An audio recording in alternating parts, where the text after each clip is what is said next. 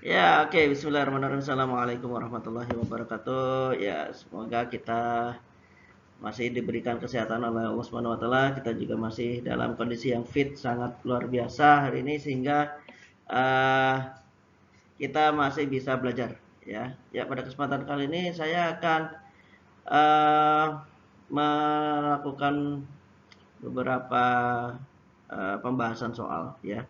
Tolong diperhatikan baik-baik. Siapa tahu nanti ini soalnya ada di ulangan keluar gitu, atau mungkin bisa jadi kalaupun nggak ada soal yang seperti itu tapi caranya mirip gitu ya.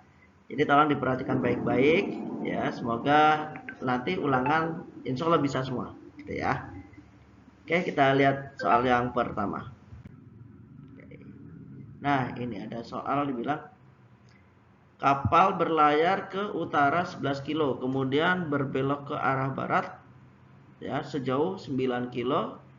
Maka jarak kapal dari titik awal keberangkatan ke titik akhirnya berapa? Ya, perlu dipahami ya, arah mata angin utara, timur, barat, selatan. Jangan sampai nggak paham ya. Mana utara, mana selatan, mana timur, mana barat ya. Jadi ini saya buatin dulu kompasnya ya. Ini ada utara, ada selatan, ada timur, ada barat ya. Nah, sekarang kita gambarkan ya perjalanan si kapalnya. Ya, dibilang kan 11 kilo ke utara. Oke, kita tarik garis ke atas ya.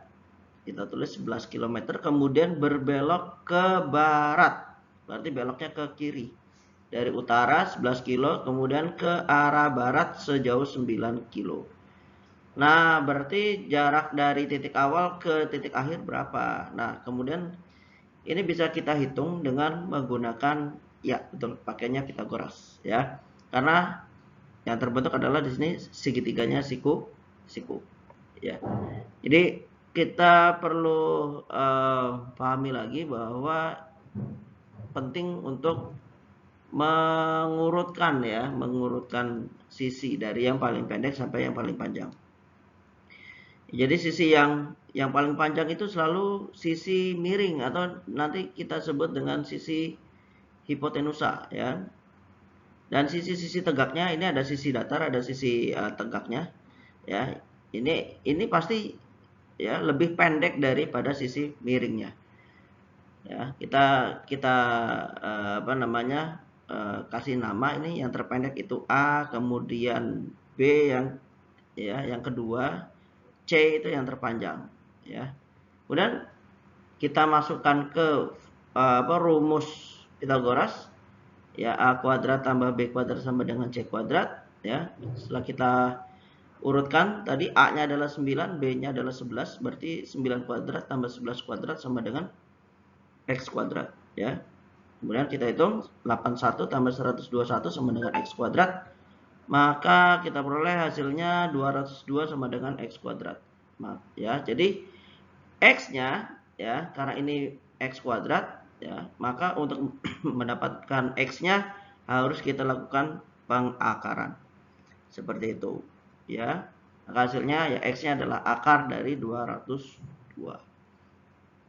Oke, semoga bisa dipahami, bisa dimengerti. Jadi kalau ada soal-soal bentuknya seperti ini ya, atau caranya seperti ini ya, perlu diingat ya, matematika itu selalu berkebalikan ya. Positif lawannya negatif, penjumlahan lawannya pengurangan, perkalian lawannya adalah pembagian, bentuk pangkat punya lawan yaitu bentuk akar ya. Jadi perlu banget kita mengingat ini, perlu banget kita memahami ini supaya kita tidak asal lah dalam dalam melakukan perhitungan ya. Oke, selanjutnya kita lanjut ke soal yang kedua. Nah, ini suatu segitiga siku-siku memiliki panjang hipotenusa. Ya, tadi saya sudah bilang ya, hipotenusa. Hipotenusa itu adalah sisi miring ya. Sisi miringnya panjangnya 17 cm dan salah satu panjang sisi tegaknya adalah 15 cm. Panjang sisi tegak lainnya adalah berapa? Oke. Karena kasih tahu ini sisi miring 17, ya berarti ini adalah sisi yang paling panjang ya.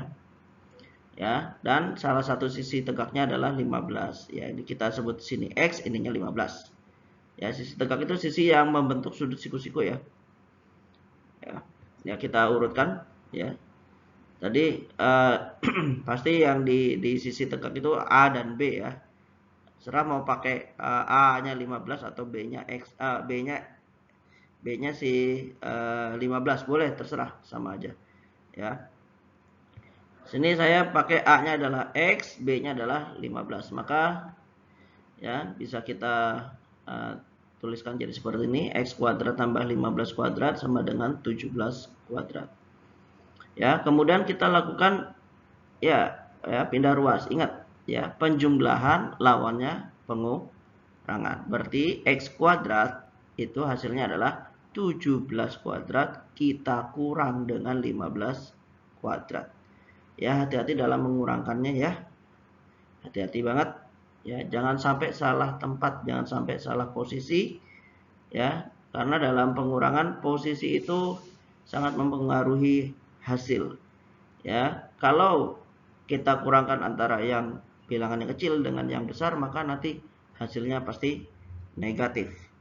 Ya, tapi kalau sebaliknya, bilangan besar kurang kecil, maka hasilnya positif. Ya, seperti itu. Ya, kapan besar kecil ya, kapan kita harus kurangi besar kurang kecil atau kecil kurang besar, itu perlu latihan yang intens ya. Jadi harus dipahami baik-baik ya, bahwa lawannya penjumlahan pasti pengurangan. Oke, sekarang kita hitung ya, di sini.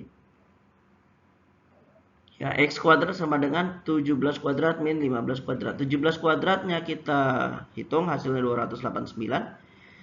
Dan 15 kuadratnya setelah dihitung hasilnya 225 ya. Kita lakukan pengurangan. Maka X kuadrat hasilnya 64. Oke. Ya, ini bentuknya kuadrat ya.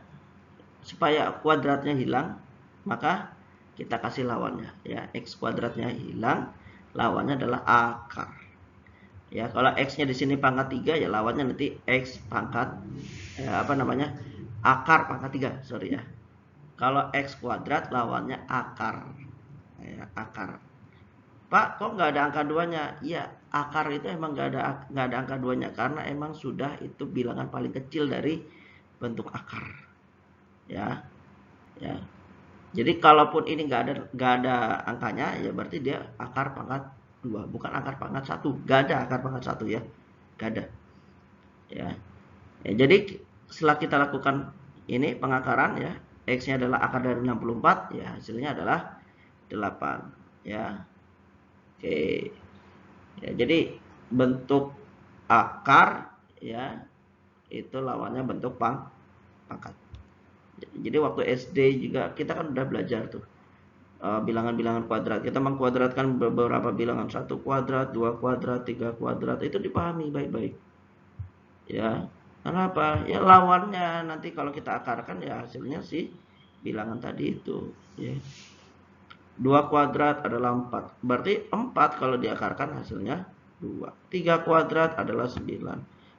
Berarti akar dari 9 adalah 3 dan seterusnya. Ya, jadi itu bolak-balik. Ya, harus dipahami benar-benar. Ya. Semoga bisa dipahami ya. Ini adalah bagian dari akhir dari bagian pertama. Ya, kita lanjutkan lagi nanti di part yang selanjutnya. Terima kasih. Assalamualaikum.